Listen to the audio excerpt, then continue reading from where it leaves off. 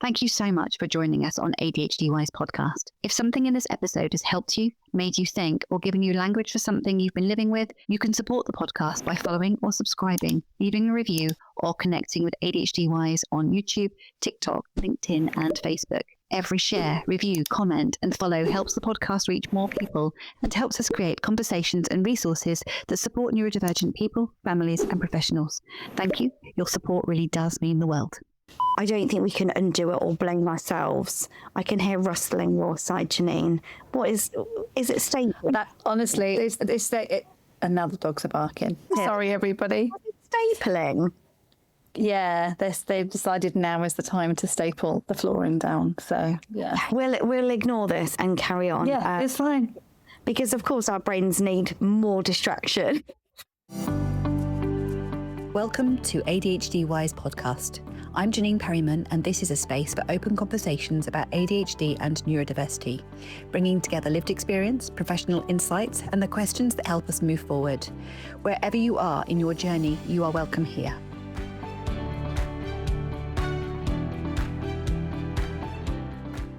Hello, everyone, and thank you for joining us on episode 13 of ADHD Wise podcast. And today I am joined by somebody I've known for a very long time, Katy Harris. Hello, Katy. Hello, Jannine. How are you?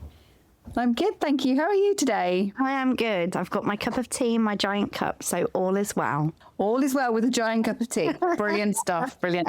So I first met Katy when a friend of mine introduced us because I was looking to get a small dog, our Poppy Dots. So we called her Poppy, but you called her Dotty. So she ended up being called Poppy Dots, and she's still called Poppy Dots to this day. So she kept both sort of things, and she's a gorgeous teacup chihuahua who I will probably pull on screen at some point. Not today, but another day. So that's how I met Katy. Yeah. And it was a long time ago, and we've had quite a lot of lovely, wonderful, and also some quite sad conversations ever since. I think we were meant to meet. I think that's for sure. And you've been there for me when I've struggled many things. And I think vice versa. And I think that we've both got an understanding of what it feels like. And I think that's quite unique. Without even ever having that conversation, we just know. So yeah, it's been a roller coaster, but I'm very glad that you are someone that I know, and I'm very glad that we met that day. One of my young clients ended up with the brother of Poppy as well. So Yeah. that's kind of cool as well, because animals and children with additional needs are a match made in heaven in most situations. So definitely something to think about. Anyway, we're not here to talk about animals. We are here to talk about... I wish every ADHDer knew before, during and after separation. I think that's what we're going to be talking about today. And some of the challenges, the relevance of ADHD, and how we can maybe navigate the world of separation in the best way possible when you are struggling also with a bit of a neurodiverse brain. And you've got neurodivergent children, so that brings extra stuff into the mix as well, doesn't it? But also free divorce. So we've both gone through the divorce and the shiz show that is. So I feel we're definitely experts. I was saying to you before that I feel like, although I don't know much about sort of mediation and the legal process other than what I experienced firsthand, I feel like I am an expert by experience, because I am actually divorced 3 times, which is actually very common for neurodivergent women, particularly ones who've had adversity. And so as a care leaver, I was definitely more predisposed to those vulnerabilities and have lived that stereotype. And although the first 2, which were respectively the fathers of my children, we have amicable relationships, the last one was awful. And even though that was only matrimonial finances, the ordeal gave me PTSD. I was quite badly treated in the court system. And I think one of the reasons I wanted to have you on, Katy, was because I feel like I thought, and as a neurodivergent person, I definitely thought that the only thing that mattered in matrimonial law was the truth. Oh. And that's not the case, is it? I was absolutely wrong. So let's start with that, shall we? Yeah. Well, let's flip back, because we didn't actually say why I'm here to talk today. So I am a family mediator. I ended up in this space, and this is probably also relevant to where I am, and hopefully it will also inspire some people that are ADHD and maybe haven't achieved well during their schooling, etc. I was the clever one that never succeeded. So I took myself off to do my A-levels at night school because I didn't get the grades to be able to do them at normal school. And then I failed them miserably. I lost my dad very tragically 2 months before my exams. So I failed those, but needless to say, never give up. I still managed to wangle my way into university at night school, studied law, stepped into the legal world and very quickly stepped back out, having realised that it isn't ethical, justice isn't justice, the truth doesn't prevail, and it didn't fit with my ethics. And I very quickly moved out of that arena. I then worked for 17 years as a child development consultant. I was teaching how to build strong, resilient human beings, of which I had 3, then went through a terrible divorce. They were no longer 3 strong, resilient human beings at that point. And I realised that what I was teaching felt quite fraudulent, because actually, if it doesn't matter how strong those children are, if there's a difficult divorce or trauma, then it can break them. So I stopped teaching and I retrained as a family mediator. And now I work as a family mediator and a trainer. And I train on conflict resolution as well. So it's broader than just family mediation. So what is family mediation is probably a question on many people's lips. It definitely isn't counselling. It's not relationship therapy. It is when you have a broken down relationship and you have to discuss and agree on how the children are cared for, when they spend time with each other, how you'll separate it, how you would separate your finances, properties, etc., etc.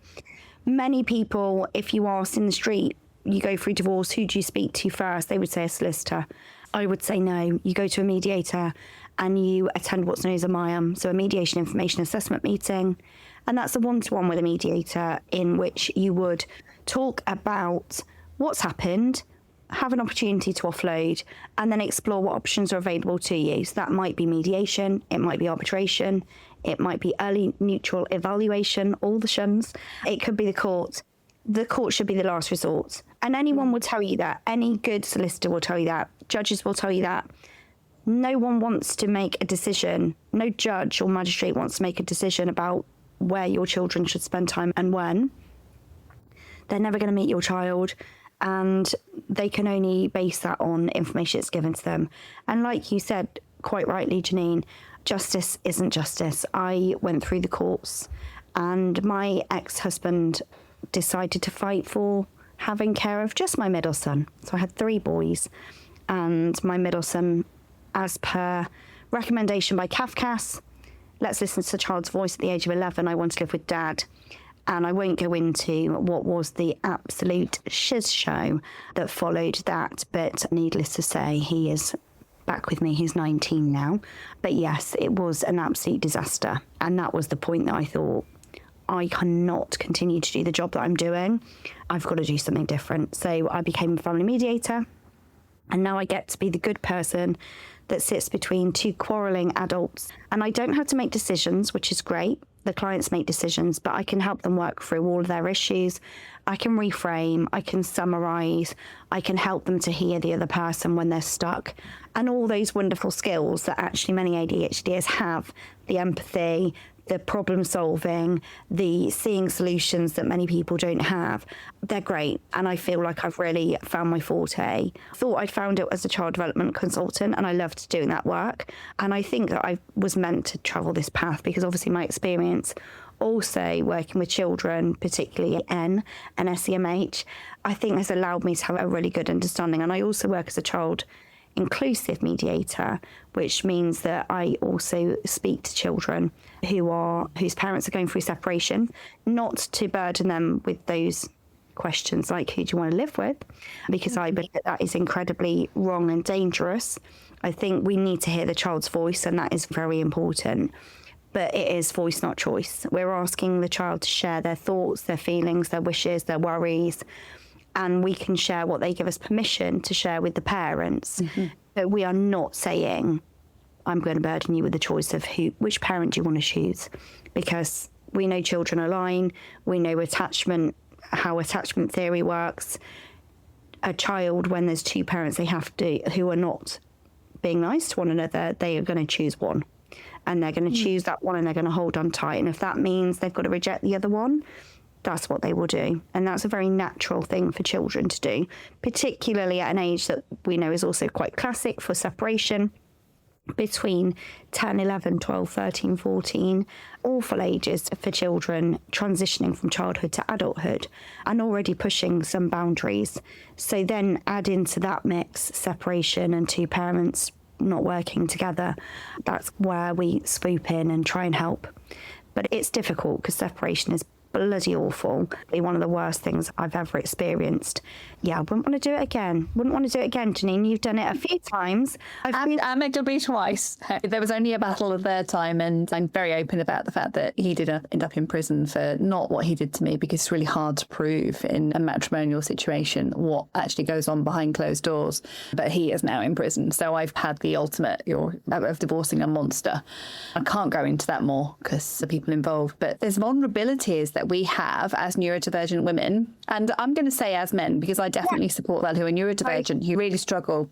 The vulnerability of being different, the vulnerability of needing someone to be strong when you are in the areas where you are challenging, to accommodate the things that you find challenging.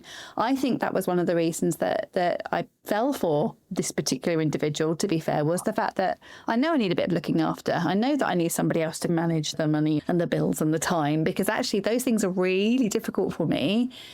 But a good partner won't use those weaknesses against you, but mine did. And I think that happens a lot. And yes, and I don't think it is specific for women. I think it's maybe amplified because I think women are naturally more empathic. So I suppose for that reason, it may shine a bit more. But what we've got to remember is, as ADHDers, many of us grew up with carers, with teachers, with maybe our parents, with, I suppose now with childminders and nurseries, being told, no, that's wrong, that's naughty, you're not doing well enough, you're not listening. And part of us has learned that love is criticism, love is being told you're wrong, love is I'm just trying to think of the words, love is you're not doing well enough, you need to do better. And I think, again, that's something, I certainly did that in my marriage. I just kept trying to do better and better because nothing was good enough.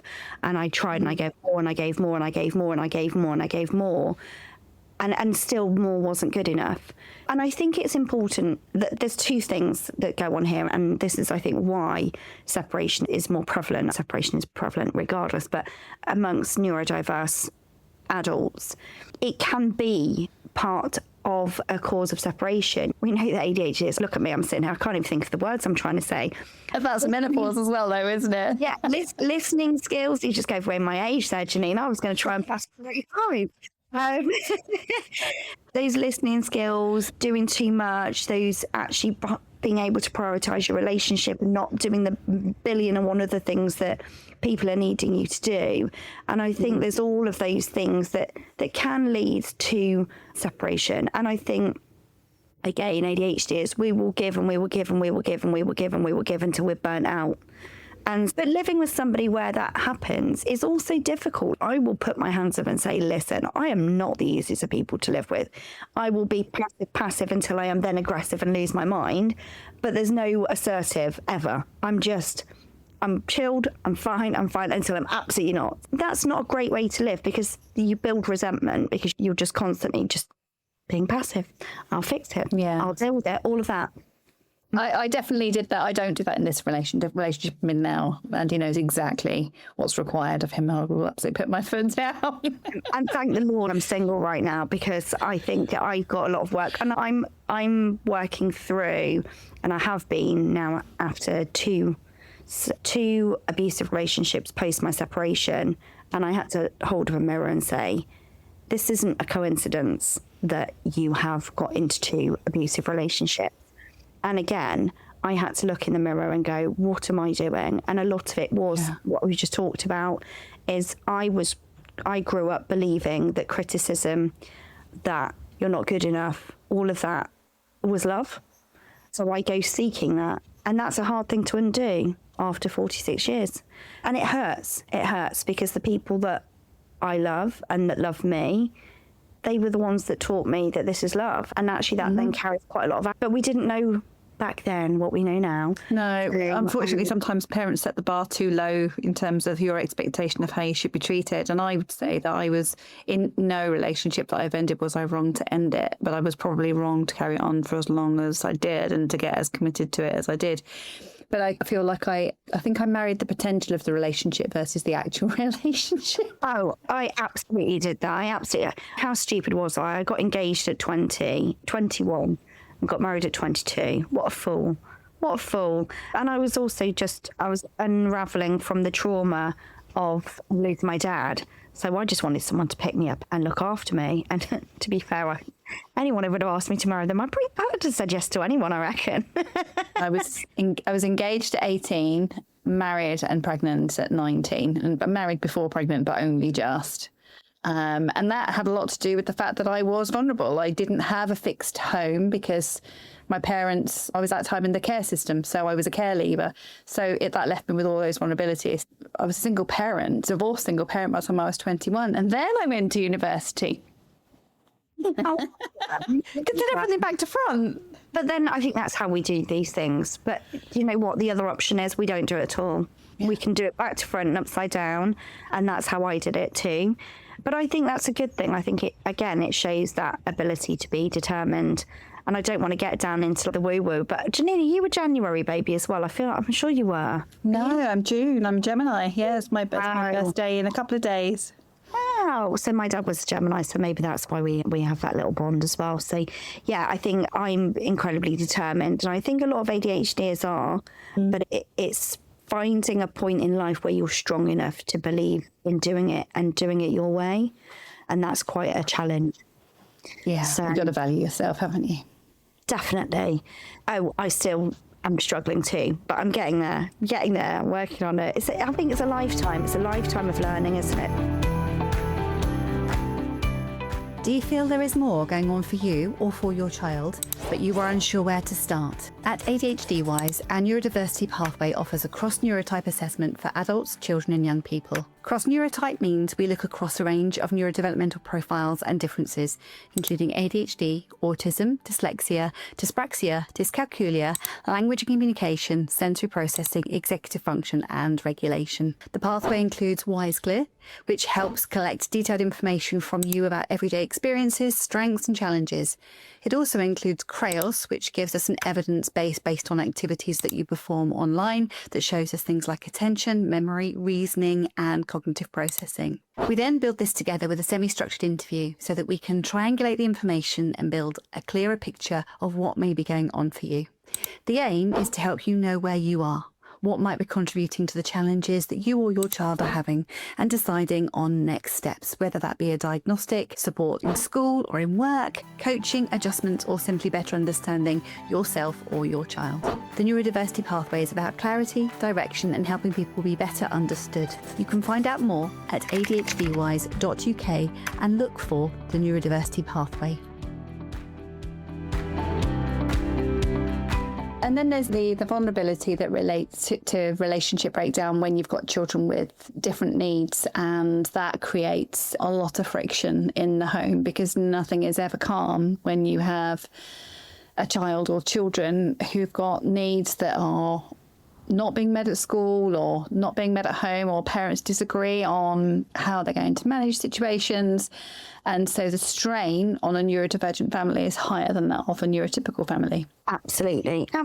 And it's very similar. Having a child with any needs, any additional needs, any physical needs, emotional needs, mental needs, neurodiverse needs, anything, we know that adds pressure to a relationship. It's like the loss of a child. We know that there's a higher rate of separation amongst parents who've lost a child. And the same, there are additional pressures. And if you have an adult with ADHD, whether it's diagnosed or not, there's a chance that, or a likelihood that one of your children or all of your children are also going to carry the same. And that can be incredibly difficult and destructive to a relationship. I think understanding that I don't think we can undo it or blame ourselves. What we wanted to talk about also was not acknowledging that ADHD is going to potentially amplify difficulties in a marriage, but then post separation, what to do and how ADHDers might struggle. So what we know is if you have a Venn diagram and you put the challenges or the issues that somebody may display when they've gone through trauma, and then you have another with the characteristics of ADHD or neurodiverse, there is a huge overlap between those characteristics. So one of them is going to be forgetfulness, emotional reactivity, paralysis, difficult making decisions, sleep path problems, etc. All of those are trauma, but they're also neurodiverse characteristics. And when you go through separation, it is a trauma.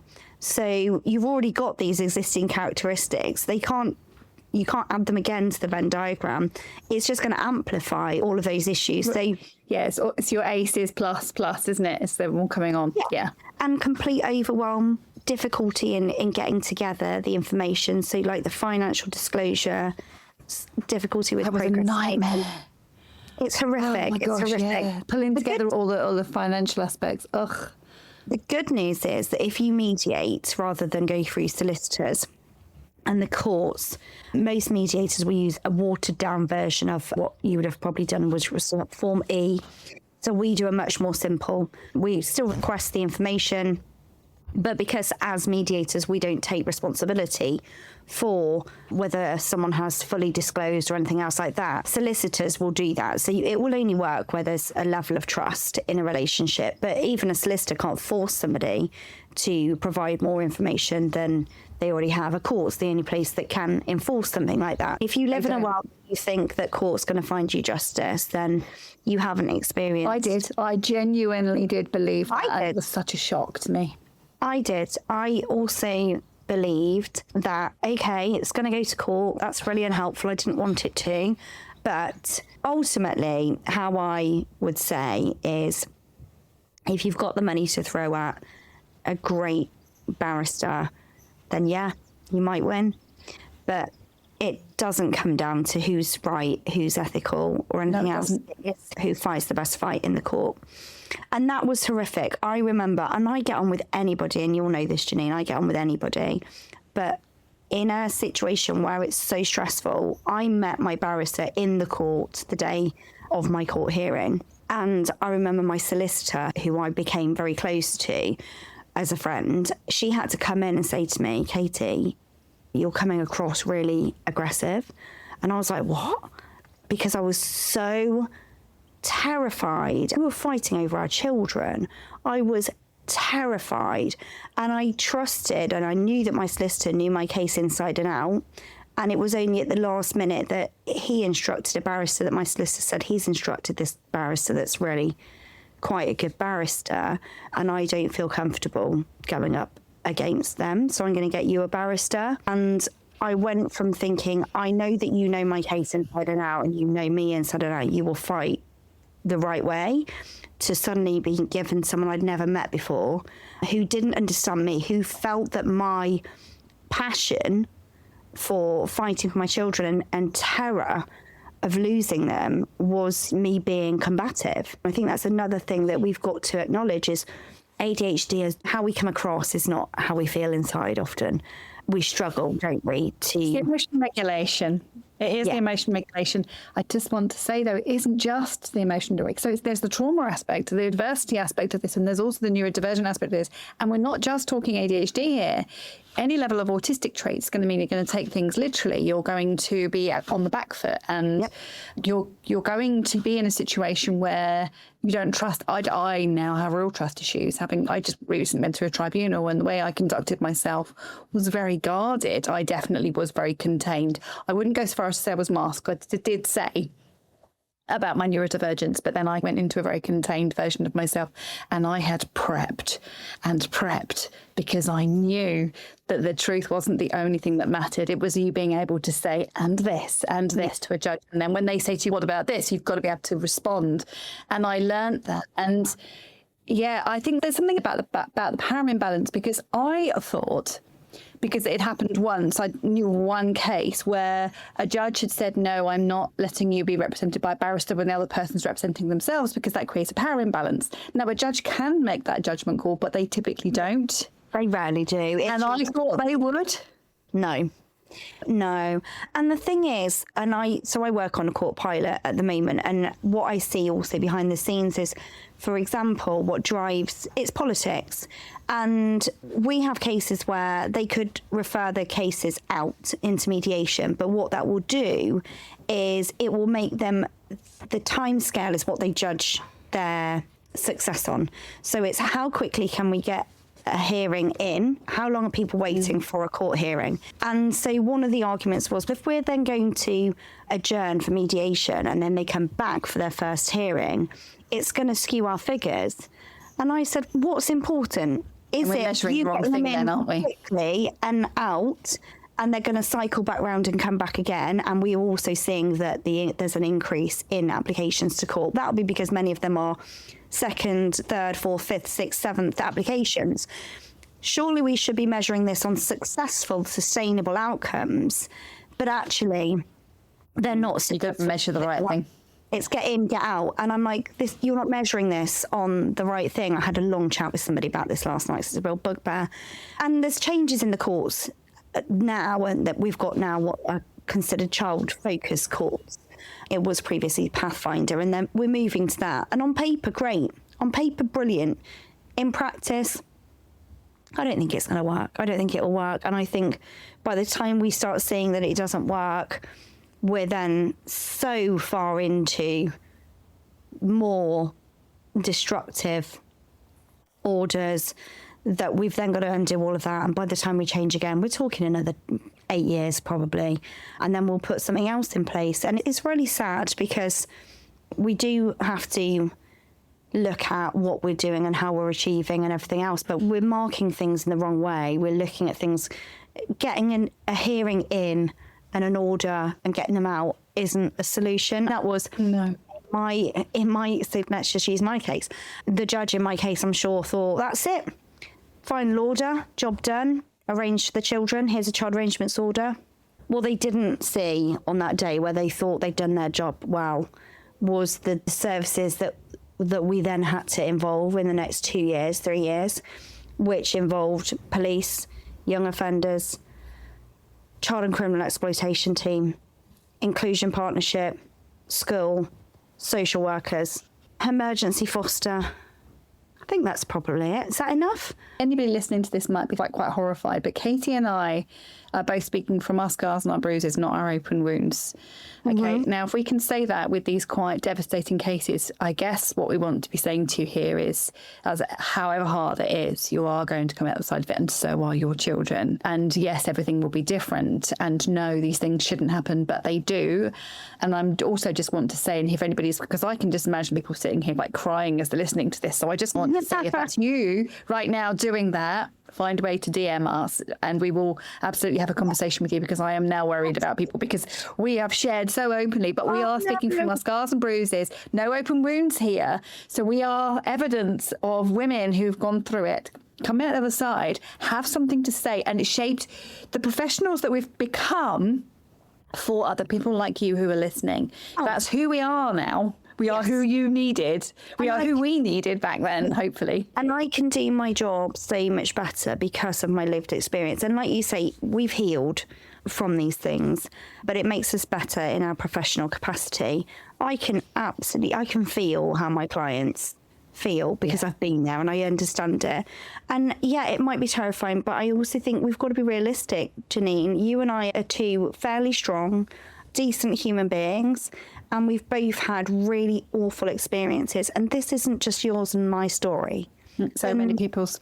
This happens day in, day out. I used to do some work for Families Need Fathers, which then became Both Parents Matter, for matched mothers, mostly parents who have then been separated from their child, for usually because of a court, certainly because of separation.